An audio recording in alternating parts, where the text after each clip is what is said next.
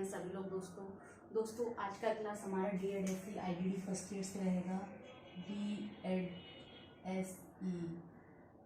IDD first year, ठीक है। आज कोर्स को 5 पर बात करेंगे, ठीक है। यूनिट रहेगा हमारा 1.3, ठीक है। कल हमने यूनिट 1.2 किया था, आज करेंगे 1.3। 1.3 में हमारा जो टॉपिक पूछा गया है टाइप्स ऑफ करिकुलम, यानी कि पाठ्यक्रम के प्रकार, developmental, functional, ecological and elective, ठीक है। तो 4 प्रकार इस पर पूछे गए हैं। कौन कौन से हैं उस पर बात करने वाले हैं हम। पाठ्यक्रम के प्रकार, ठीक है। विकासात्मक, कार्यात्मक, पारिस्थितिक, उदाहरण। जैसे कि मैंने आपको बताया ये टॉपिक आपका 10 नंबर के लिए मोस्ट इंपोर्टेंट रहेगा। टॉपिक आपका इस तरीके से आएगा फर्स्ट यूनिट से। पाठ्यक्रम से आप क्या समझते हैं, पाठ्यक्रम को समझाते हुए या पाठ्यक्रम को परिभाषित करते हुए पाठ्यक्रम का अर्थ, परिभाषा, प्रकार एवं सिद्धांतों की विवेचना कीजिए, ठीक है। तो सिद्धांत तो हम करा चुके हैं, आज हम करेंगे इसके प्रकार। सबसे पहले बात करते हैं दोस्तों डेवलपमेंटल करिकुलम पर, यानी कि विकासात्मक पाठ्यक्रम। विकासात्मक पाठ्यक्रम क्या है? विकासात्मक पाठ्यक्रम चरण को दर्शाता है। किसके विकास के? पाठ्यक्रम के चरण को दर्शाता है। यह एक आकर्षक खेल आधारित पाठ्यक्रम है। विकासात्मक पाठ्यक्रम खेल आधारित पाठ्यक्रम इसलिए कहा गया है कि खेल गतिविधि या क्रिया एक ऐसी है जिससे हमारे सभी विकास होते हैं। जैसे कि हमारा संज्ञानात्मक विकास हो गया, सामाजिक विकास हो गया, भावनात्मक विकास हो गया, भाषा विकास हो गया, हमारा गामक विकास हो गया, जिससे संबंधित सभी विकास विकसित होते हैं। इसलिए जिसमें बच्चों को रोमांचक और प्रामाणिक सीखने के अनुभव शामिल है। रोमांचक क्या है? उनकी रुचि के अनुसार इंटरेस्टेड एक्टिविटी उसमें होती है, जिसमें बच्चे रुचिपूर्ण सहयोग होती है। भाई गतिविधि खेल है जिसमें मतलब माइंड फ्री होकर, ध्यान से केंद्रित करके, रुचिपूर्ण होकर, प्रेरित होकर वह खेलते हैं, तो उसमें सभी विकास विकसित होने की संभावना होती है, जिसका उद्देश्य सर्वांगीण विकास करना है। यानी कि पाठ्यक्रम, विकासात्मक पाठ्यक्रम को जो उद्देश्य है क्या है? सर्वांगीण विकास करना, यानी कि सभी विकास करना, जिसमें हमारे सभी विकास के क्षेत्र आ गए। शारीरिक, संज्ञानात्मक, सामाजिक, भावात्मक, संवेगात्मक, या फिर और हम कह सकते हैं गामक विकास भी इसमें आ गया, शैक्षणिक विकास भी इसमें आ गया, ठीक है। भाषा विकास भी आ गया। इसमें बच्चों की व्यक्तिगत विशेष जरूरतों, रुचि और ताकत को दर्शाते हैं। यानी कि इसमें किसको दर्शाते हैं? व्यक्तिगत उनकी विशेष जरूरतें क्या है, स्पेशल नीड चिल्ड्रन की जो उनकी स्पेशल नीड्स हो गई, विशेष जरूरतें हो गई, आवश्यकता हो गई, उनको, उनकी रुचियों को, उनकी ताकत को दर्शाते हैं।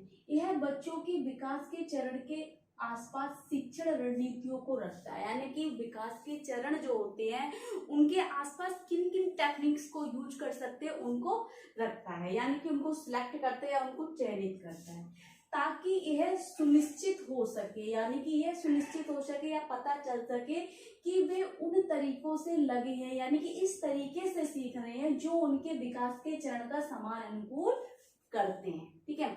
इसका उद्देश्य सभी बच्चों के समृद्ध मौखिक भाषा को बढ़ाना है और सभी सीखने के अनुभवों में साक्षरता और संख्यात्मकता को एकीकृत करना है। तो विकासात्मक पाठ्यक्रम एक ऐसा पाठ्यक्रम है जो सभी विकास यानी कि सर्वांगीण विकास विकसित करता है, जो गतिविधियां, ऐसी गतिविधियों को चयनित करता है जो स्वतंत्र रूप से हो, बच्चों को स्वतंत्र रूप से सीखने का अवसर प्रदान करता है, उनको रुचिपूर्ण अवसर प्रदान करता है, ठीक है। और उनका सहयोगी एवं सामाजिक समूह विकसित करता है, सामाजिक विकास विकसित करता है, जिसमें सभी विकासों का अनुकूलन, यानी कि सभी विकासों से अनुकूलित संबंधित क्रियाओं को चयनित करता है। समृद्ध मौखिक भाषा को बढ़ाता है, यानी कि भाषा विकास को भी वह आधारित करता है। हम कह सकते हैं समृद्ध मौखिक भाषा को बढ़ाना है, यानी कि मौखिक भाषा की ज्यादा अवसर प्रदान करता है और अनुभवों में साक्षरता यानी कि जानकारी प्रदान करता है, संख्यात्मकता एकीकृत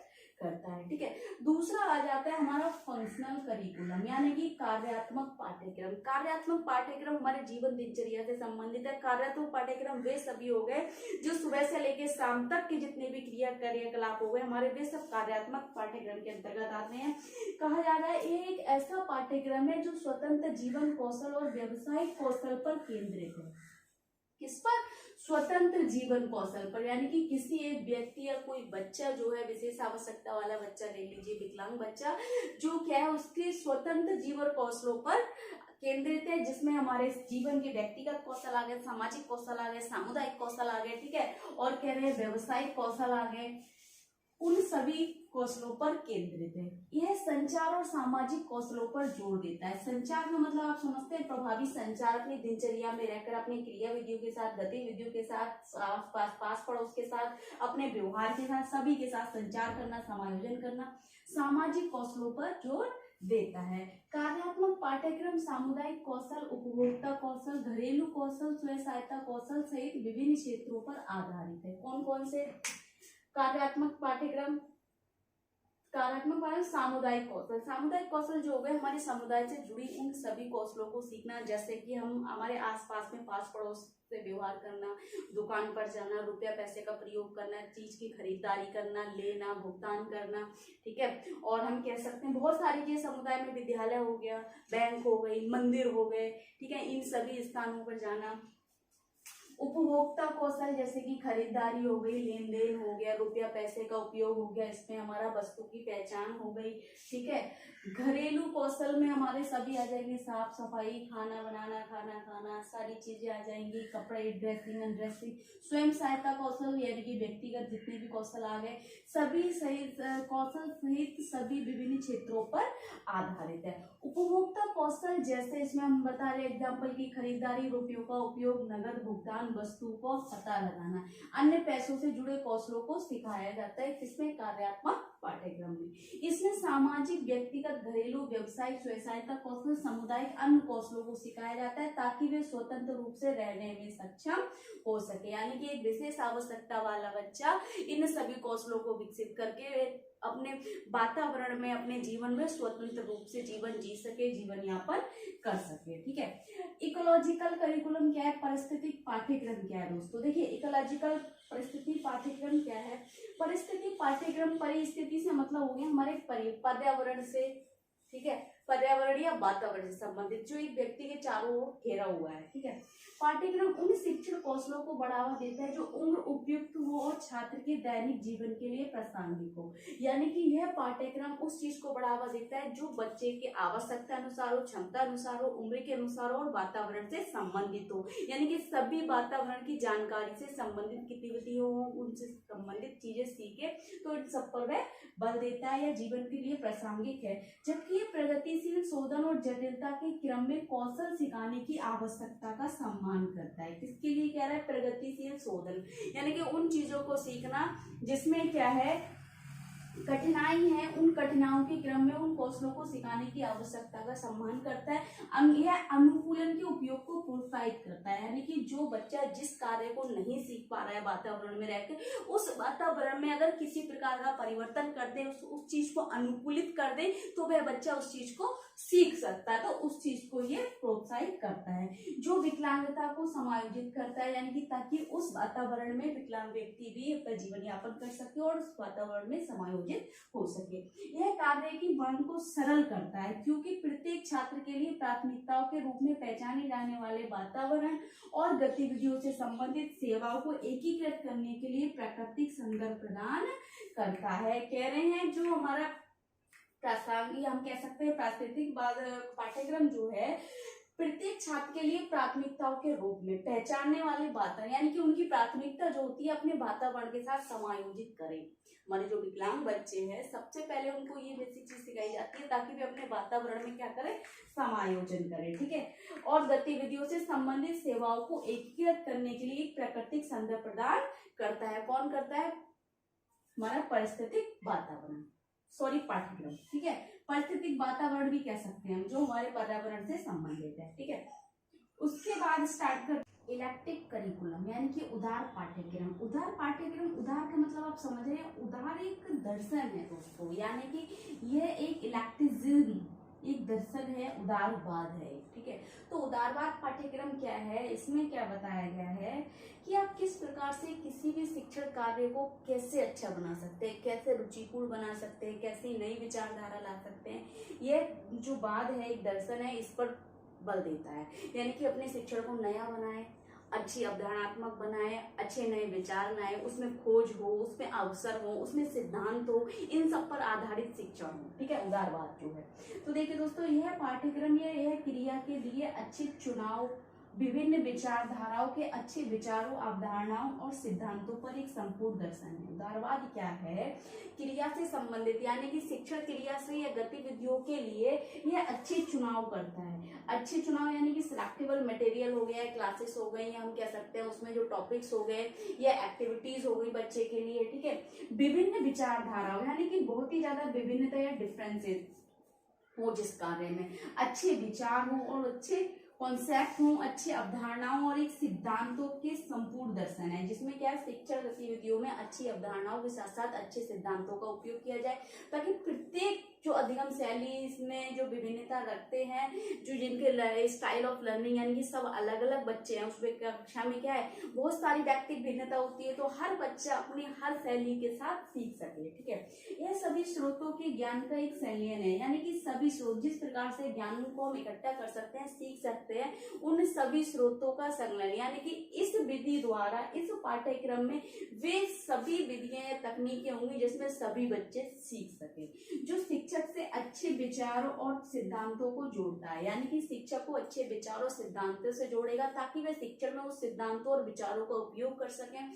शिक्षण के जितने भी सिद्धांत हो गए, जितने भी अगर हम बात करें थ्योरीज हो गई हमारी सीखने की, उन सभी थ्योरीज को लर्निंग प्रिंसिपल्स को जोड़ता है, ठीक है। कह रहे हैं विषय में पूरक अंतर्दृष्टि प्राप्त करने के लिए कई सिद्धांतों, शैलियों और विचारों को आकर्षित करता है। यहाँ पर कह रहे हैं अंतर्दृष्टि प्रदान करने के लिए। देखिए दोस्तों, हमने बहुत सारी लर्निंग थ्योरीज पढ़ी हैं अधिगम की, तो उसमें देखिए अंतर्दृष्टि हो गया, सूट्स का सिद्धांत हो गया, ठीक है, प्रतिमान का सिद्धांत हो गया, ठीक है, बहुत सारे ऐसे सिद्धांत हमने किए थे, ठीक है। तो कई सिद्धांत और शैलियों के विचारों को आकर्षित करता है अपने शिक्षण के लिए, ताकि अच्छी तरीके से छात्र सीख सकें और अच्छे तरीके से उसको समझ सके।